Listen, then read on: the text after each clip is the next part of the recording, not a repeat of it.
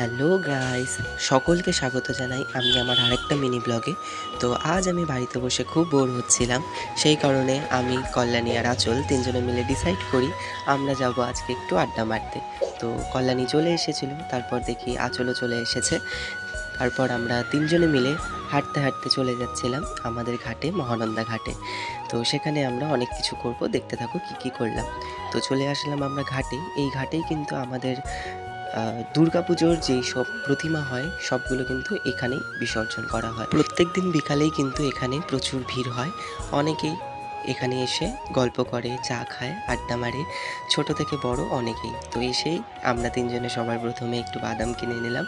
বাদাম খাওয়া হয়ে গেলে আমরা একটা চায়ের দোকানে চলে গেলাম। সেখান থেকে তিনজনে মিলে তিনটা চা নিয়ে নিলাম এবং চা খেতে খেতে আমরা গল্প করছিলাম। তারপর আমাদের চা খাওয়া হয়ে গেল, অনেকক্ষণ ছিলাম আমরা সেখানে বসে। তারপর দেখি সন্ধ্যা হয়ে গেল, ওয়েদারটাও খুব ভালো ছিল আজকের। তারপর আমরা তিনজনে মিলে হাঁটতে হাঁটতে চলে আসলাম বাড়ির উদ্দেশ্যে। আসার সময় দেখি একটা খুব সুন্দর মায়ের মন্দির ছিল, সেখানে আমরা প্রণাম করলাম সকলে মিলে। সবাই ভালো থাকবেন, মা সবাইকে ভালো রাখুক। দেখা হবে পরের ভিডিওটি।